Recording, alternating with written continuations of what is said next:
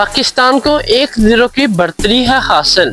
क्या बाबर आजम मोहम्मद रिजवान सेंचुरी कर पाएंगे? यहाँ पे बारिश ने किया आंख मचोली का खेल। पाकिस्तान सीरीज जीतने के लिए पुरअज़्म। सेकंड ओडीआई वेस्ट इंडीज और पाकिस्तान के दरमियान, दोनों टीमों का एक ही मिशन, जीत। अगर पाकिस्तान जीता तो सीरीज जीत के, अगर वेस्ट इंडीज जीता तो 1-1 से बराबर करेंगे। क्या साई होप या ल्यूज अपनी टीम को बचा पाएंगे? अस्सलाम वालेकुम, मैं हूं नासिर अली। आप देख रहे हैं क्रिकेट एनालिस्ट पे नासिर। जितने भी सुनने वाले जानने वाले उन सबसे रिक्वेस्ट है कि आप मेरे चैनल को सब्सक्राइब करें, और जो भी मेरे चैनल पे न्यू आया उन सब का बहुत बहुत शुक्रिया। और जैसा कि हम आपसे शेयर कर रहे थे, वेस्ट इंडीज और पाकिस्तान के दरमियान 3 मैचों की सीरीज ओडीआई जो कि वेस्ट इंडीज में शुरू है। तो फर्स्ट मैच पाकिस्तान ने जीता वेस्ट इंडीज से और 1-0 की बढ़तरी हासिल है।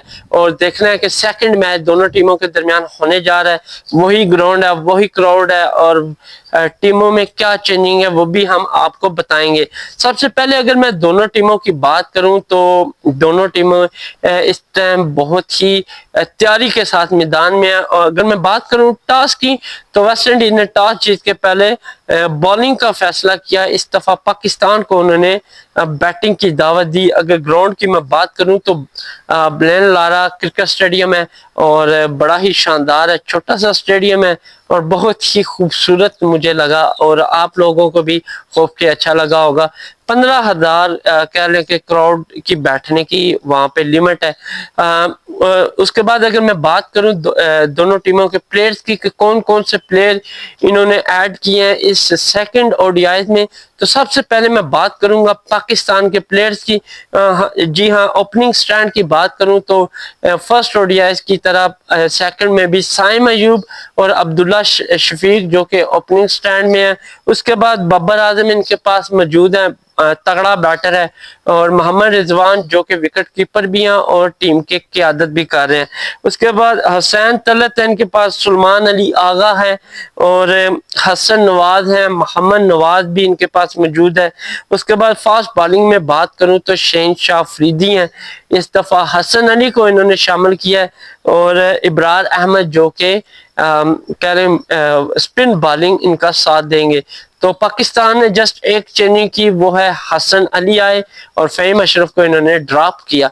उसके बाद वेस्ट इंडीज टीम के कौन से 11 प्लेयर हैं, ब्रैडन किंग और ल्यूज जो कि ओपनिंग फेस कर रहे हैं। फर्स्ट ओडीआई में भी ओपनिंग फेस की, सेकंड में भी। उसके बाद कॉर्सी कार्टी है इनके पास, और साई होप है जो कि विकेट कीपर भी हैं और कैप्टन भी हैं। मुझे समझ नहीं आती कॉर्सी कार्टी को क्यों नहीं निकालते ये बंदे, अल्लाह के बंदे। इसने एक मैच में भी कोई परफॉर्मिंग नहीं की, क्यों नहीं आपको निकालते? समझते बाहर है कि इनका बोर्ड कैसा आंखें बंद करके बैठा हुआ है। एक बंदा लास्ट 5 T20 सीरीज हुई, टेस्ट सीरीज हुई, उसके बाद पाकिस्तान के साथ T20 हुई, वनडे सीरीज का सेकंड मैच है, ये बंदे ने कोई परफॉर्मेंस दी नहीं है, इसको बाहर ही नहीं निकालते। पता नहीं इससे कोई खसूसी प्यार है वेस्ट इंडीज टीम को। उसके बाद सिरफैन रिदरफोर्ड, ये कुछ कम बैक किया है इन्होंने, और ये भी टीम के साथ ज्वाइन में है। उसके बाद इन्होंने चेंजिंग यहाँ पे किया जी जस्टिन ग्रेव्स जो कि फास्ट बॉलर भी हैं और साथ में ये बैटिंग भी बड़ी अच्छी करते हैं, और ये बड़ा अच्छा डिसीजन लिया इन्होंने। उसके बाद मोती है इनके पास स्पिन बॉलिंग में, रोस्टन चेज है, ऑलराउंडर है, बैटिंग भी करते हैं और बॉलिंग भी करते हैं। उसके बाद समर जोसेफ जो कि फास्ट बॉलर है, जॉर्डन सेल्स है, ये भी बड़ा अच्छा बॉलर है, ब्लेड्स है, ये भी कुछ खास है ओडीआई में कारकर्दगी तो ना दिखा सका लेकिन बॉलर अच्छा है ये भी। और उसके बाद अगर मैं बात करूं अपने फर्स्ट इनिंग पाकिस्तान की, तो अपनी स्टैंड हमेशा की तरह जब फर्स्ट ओडीआई की बात करूं तो वहां भी कामयाब नहीं हुआ, और यहाँ पे बात करूं तो यहाँ भी कामयाब नहीं हुआ। जी हाँ, अगर मैं बात करूं साइम अयूब और अब्दुल्ला शफीक की, तो इन दोनों के दरमियान जस्ट 37 रन की पार्टनरशिप लगी, और साइम अयूब फर्स्ट शिकार हुए 37 रन पे। इन्होंने 23 रन बनाए और जॉर्डन सेल का ये शिकार हुए, और वेस्ट इंडीज ने अर्ली ब्रेक थ्रू किया विकेट की सूरत में। उसके बाद अब्दुल्ला शफीक और बाबर आजम के दरमियान पार्टनरशिप का आगाज हुआ, लेकिन बाबर आजम इस दफा 0 रन बनाकर पवेलियन लौटे और बगैर कोई खाता खोले کہنے کہ اپنی ٹیم کو مایوس کر کے گئے اور 37 پہ ہی سیکنڈ وکٹ پاکستان کی گری اور اس کو بھی جارڈن سیل نے آؤٹ کیا. اور اس کے بعد عبداللہ شفیق اور محمد رضوان کے درمیان کچھ پارٹنرشپ کا آغاز ہوا، لیکن یہ کوئی لانگ پارٹنرشپ تو نہ کر سکے. جسٹ 27 رنز کی پارٹنرشپ انہوں نے بنائی اور یہاں پہ عبداللہ شفیق 26 رن بنا کر بلیڈز کا شکار ہوئے اور یوں پاکستان کے 3 کھلاڑی 64 رنز پہ گر گئے اور پاکستان کو مشکلات سے دو چار ہونا پڑا. اور یہاں میں کچھ تھوڑی بات کرنا چاہ رہا ہوں کہ پاکستان کافی مشکلات سے دو چار ہے، کیونکہ بارش بھی ہو گئی ہے اور کھیل کو تھوڑا لیٹ بھی سٹارٹ کیا، جس کی وجہ سے کافی تیزی کی وجہ سے ان کی بیک ٹو بیک وکٹ گری ہے. لیکن پاکستان کو بڑا ٹارگٹ دینا ہوگا ویسٹ انڈیز کو. جی ہاں، 37 اوور پہ کھیل محیط ہو گیا اور دیکھنا ہے کہ پاکستان 37 اوور کھیل کے کتنا ٹارگٹ دیتا ہے. اس کے بعد محمد رضوان اور حسین طلعت کے درمیان کچھ پارٹنرشپ کا آغاز ہوا، لیکن ان دونوں میں بھی کچھ خاص شراکت داری نہ رہ سکی. اور اگر میں بات کروں یہاں پہ تو محمد رضوان جسٹ 16 رنز بنائے اور 88 پہ 4 وکٹ پاکستان کی گر گئی اور یہ موتی کا شکار ہوئے. اس دفعہ نہ رضوان کام آئے اور نہ ہی بابر اعظم کام آئے اور پاکستانی ٹیم ٹوٹلی لڑکھڑا گئی اور ایک کے بعد ایک پویلین جاتا گیا. اس کے بعد حسین طلعت اور سلمان علی آغا دونوں انہوں نے پارٹنرشپ کا آغاز کیا، لیکن جسٹ 26 رنز ہی ان دونوں نے بنائے اور یہاں پہ کہہ لیں کہ سلمان علی آغا 9 رن بنا کر سمر جوزف کا شکار ہوئے. کتنا بیوقوف پلیئر ہے یار، اس نے آپ کو بال باؤنس ماری ہے، آپ کا وہاں تک پہنچنا مشکل تھا، آپ نے کیوں اس شاٹ کو کھیلا اور رونگ شاٹ کھیل کے وکٹ کیپر کے ہاتھوں کیچ ہو کے پویلین لوٹ کیا، غیر ذمہ داری کا مظاہرہ کیا اور یہاں پہ ففتھ وکٹ گری 140 رنز پہ. اور اگر حسین طلعت کی بات کروں تو یہ بھی ذمہ داری نبھانے کے بجائے ارلی پویلین لوٹ گئے اور جسٹ 31 رنز بنائے اور روسٹن چیز کا یہ شکار ہوئے اور یہاں پہ روسٹن چیز ان کی وکٹ لینے کا کامیاب ہو گئے. اور اس کے بعد سلمان علی آغا کی بات کروں حسن نواز کے ساتھ پارٹنرشپ کی تو کچھ خاص پارٹنرشپ نہیں لگائی اور سلمان علی آغا بھی بیک ٹو بیک ان کے ساتھ ہی پویلین لوٹے، انہوں نے جسٹ 9 رن بنائے اور یہ بھی سمر جوزف کا شکار ہوئے. اور اگر میں پاکستانی کھلاڑیوں کی بات کروں تو 6 کھلاڑی 140 رنز پہ پویلین لوٹے. اس کے بعد حسن نواز اور محمد نواز کے درمیان پارٹنرشپ کا آغاز ہوا، لیکن دونوں کے درمیان ایک کچھ ہیوج پارٹنرشپ نہ لگی، جسٹ 29 رنز کی ہی شراکت داری اور اس میں بھی حسن نواز کا کہہ لیں کہ زیادہ اہم کردار ہے، انہوں نے کچھ رنز بنائے. اور محمد نواز کی بات کروں تو جسٹ 5 رن بنا کر اور جارڈن سیل کی بال پہ یہ پویلین لوٹے اور یوں پاکستان کا 7 کھلاڑی 143 رنز پہ پویلین لوٹا. اس کے بعد بارش ہوگی، پھر تھوڑی دیر بعد آئے اور محمد نواز اور شہنشاہ افریدی کے درمیان 28 رنز کی پارٹنرشپ لگی اور یوں اوور کہہ لیں کہ 37 اوور کمپلیٹ ہو گئے. اگر میں حسن نواز کی بات کروں تو نو ڈاؤٹ اس دفعہ بھی وہ کافی اچھا کھیلے ہیں کیونکہ لاسٹ پہ تو وہ آ رہے ہیں 7 8 9 پہ وہ آ رہے ہیں تو انہوں نے 36 رن بنائے اور ناٹ آؤٹ رہے. شہنشاہ افریدی کی بات کروں تو 11 رن بنا کر ناٹ آؤٹ رہے. یوں پاکستان کے اوورآل سکور بورڈ کی میں بات کروں تو 171 رن بنائے، 7 کھلاڑی پویلین کے. اور اوور کی بات کروں تو بارش کی وجہ سے 37 اوور ہی ہوئے اور کہہ لیں کہ ویسٹ انڈیز کو 172 رنز کا ٹارگٹ دیا گیا. اگر میں ویسٹ انڈیز کے ایکسٹرا کی بات کروں تو انہوں نے اننگ میں 14 رن ایکسٹرا دیے. اگر ٹاپ میں وکٹ ٹیکر کی بات کروں تو جارڈن سیل 3 کھلاڑیوں کو آؤٹ کر سکے، اس کے بعد بلیڈز 1، سمر جوزف 1، موتی 1 اور روسٹن چیز 1 کھلاڑی کو آؤٹ کر سکے.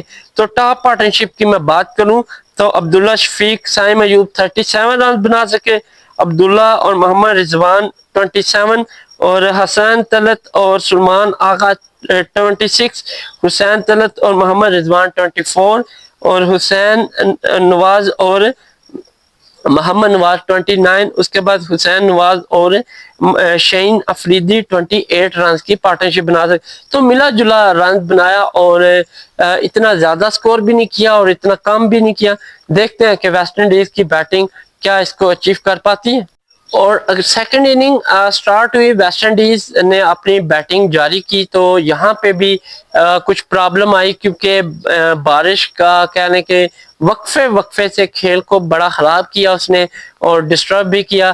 اور جیسا کہ پاکستان نے 37 اوور کھیلے اور یہاں پہ آ کے کہنے ویسٹ انڈیز کو 35 اوور ملے اور ہدف بھی تھوڑا سا بڑھا دیا گیا، کیونکہ بارش کی وجہ سے پھر اوور جیسے کم ہوئے اور پاکستانی اسکور کو بھی تھوڑا بڑھا دیا گیا. یوں ٹارگٹ 181 رنز کا دیا گیا اور 35 اوور پہ کھیل محیط کر دیا اور ویسٹ انڈیز نے 35 اوور میں کہہ لیں کہ 181 رنز چیز کرنے تھے. اگر میں بات کروں ویسٹ انڈیز کے اوپننگ سٹینڈ کی تو کچھ کامیاب نہ رہے اور ارلی ہی بریک تھرو ملا. حسن علی نے ان کو ارلی پویلین بھیجا جس کی وجہ سے پاکستان ایک اچھی پوزیشن میں آ گیا. اگر میں بات کروں بریڈن کنگ کی تو وہ جسٹ 1 رن بنائے اور 11 رنز پہ فرسٹ وکٹ گری ویسٹ انڈیز کی اور حسن علی کا شکار ہوئے. اس کے بعد لیوز کی میں بات کروں تو لیوز بھی ان کے پیچھے گئے، 1 رن کے بس اضافہ ہوا اور 12 رنز پہ 2 کھلاڑی پویلین گئے. لیوز نے 7 رن بنائے اور یہ بھی حسن علی کا شکار ہوئے. اس کے بعد کچھ پارٹنرشپ بہتر ہونے کی پوزیشن میں آئی. کارسی کارٹی اور سائی ہوپ کے درمیان، ان دونوں کے درمیان 36 رن بنے اور کہہ رہے ہیں کہ ویسٹ انڈیز پوری اپنی جان لڑا رہی تھی کہ یہ سیکنڈ میچ کسی نہ کسی صورت ہم جیتے. اور مجھے نظر آ رہا تھا کہ ان کی ایفرٹ، کیونکہ بیٹنگ میں وہ بڑے ہی محتاط انداز سے کھیل رہے تھے. اور اگر میں بات کروں تو 36 رن کی دونوں کے درمیان پارٹنرشپ رہی اور جہاں پہ کارسی کارٹی جسٹ 16 رن بنائے اور ابرار احمد کا شکار ہوئے. یہ بندہ 20 سے اوپر گیا ہی نہیں یار، کیسے بندہ ہے یار. کارسی کارٹی مجھے بالکل بھی نہیں اچھا لگا، بالکل بھی نہیں اچھا لگا، کیونکہ 5 8 اور 2 کہہ لیں 10 میچ میں اس بندے نے بمشکل 100 رنز ہی بنایا ہوگا، لیکن یہ سٹل کنٹینیو ہے. اس بار بھی انہوں نے 16 رنز بنائے اور بغیر کوئی ذمہ داری کا مظاہرہ کرتے ہوئے پویلین لوٹ کے کوئی فکر نہیں ہے. تو یوں ویسٹ انڈیز کا 48 پہ 3 کھلاڑی پویلین لوٹے. اس کے بعد سائی ہوپ اور شریفین ردرفورڈ ان دونوں کے درمیان محتاط انداز سے پارٹنرشپ کا آغاز ہوا اور بڑی بہترین اننگ کھیلی اور مجھے لگ رہا تھا کہ یہ میچ اپنے ہاتھوں میں کر گئے ہیں، کیونکہ ان دونوں کے درمیان 54 رنز کی پارٹنرشپ لگی اور یہاں پہ سائی ہوپ آؤٹ ہوئے 32 رنز بنا کر محمد نواز کا یہ شکار ہوئے اور یوں ویسٹ انڈیز کے 102 رنز پہ 4 کھلاڑی پویلین لوٹ کے. اس کے بعد شریفین ردرفورڈ اور گریوز کے درمیان پارٹنرشپ کا آغاز ہوا، لیکن یہ بھی اتنے زیادہ رنز نہ بنا سکے. اور شریفین ردرفورڈ کی بات کریں تو 45 رنز بنائے، جسٹ 5 رنز کی دوری پہ تھے، 50 نہ بنا سکے، لیکن اپنی ٹیم کو تھوڑا سی پوزیشن پہ ضرور لے کر آئے ہیں. اور 107 پہ 5 وکٹ گری ویسٹ انڈیز کی اور یوں محمد نواز نے ان کو شکار کیا. ملا جلا میچ ہو گیا، پاکستان کے ہاتھ میں بھی ہے اور ویسٹ انڈیز کے ہاتھ میں بھی ہے، کیونکہ ان کے پاس آخری وکٹ تھی اور بڑی ہیوج وکٹ تھی. اگر ان دونوں میں کوئی بھی جلدی آؤٹ ہو جاتا تو میں کہتا ہوں کہ پاکستان یہ میچ لے گیا تھا. جی ہاں، اگر میں بات کروں جسٹن گریوز اور روسٹن چیز کے درمیان ایک ہیوج پارٹنرشپ 77 رنز کی لگی، جس کی وجہ سے میچ کا پاسا ہی پلٹ گیا اور یوں یہ سارے کا سارا میچ ویسٹ انڈیز کے ہاتھوں گیا. اگر میں ان دونوں کی بات کروں 77 رنز کی پارٹنرشپ لگا کے جسٹن گریوز 26 رن بنا کر ناٹ آؤٹ رہے. اس کے بعد روسٹن چیز بہترین اننگ کھیلی اس بندے نے اور فرسٹ کہہ لیں کہ اننگ پاکستان کے خلاف بھی 1 وکٹ بھی لی انہوں نے، ساتھ میں انہوں نے میچ جتانے میں بھی اہم کردار ادا کیا. 49 رن بنائے اور ناٹ آؤٹ رہے، جسٹ 1 رنز کی دوری پہ تھے اور یوں 33.2 اوور میں انہوں نے 181 رنز کا ٹارگٹ بآسانی 5 وکٹ کے نقصان پہ اچیو کر لیا، اور ویسٹ انڈیز کا ٹوٹل سکور 184 اور 5 کھلاڑی پویلین گئے۔ پاکستانی ایکسٹرا کی بات کروں تو 8 رن ایکسٹرا دیے، اور ان کی مزید وکٹیں لینے میں وہ پاکستانی بالر کامیاب نہیں ہوئے۔ اگر ٹاپ وکٹ ٹیکر کی بات کروں تو محمد نواز 2 کھلاڑیوں کو آؤٹ کر سکے، حسن علی بھی 2 کھلاڑیوں کو آؤٹ کر سکے، اور ابرار احمد 1 کھلاڑی کو آؤٹ کر سکے۔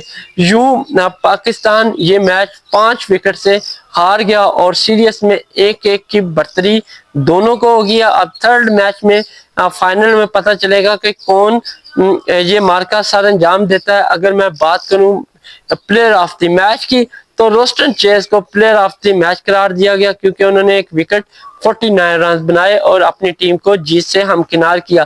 سو دیکھنا ہوگا کہ تھرڈ میچ میں کیا پاکستان اہم کردار ادا کرتی ہے، یا پھر ویسٹ انڈیز جان لڑا کے یہ سیریز اپنے نام کرتی ہے۔ تو ملتے ہیں تھرڈ اوڈی آئی میں، تب تک کے لیے اجازت دیں، اللہ حافظ۔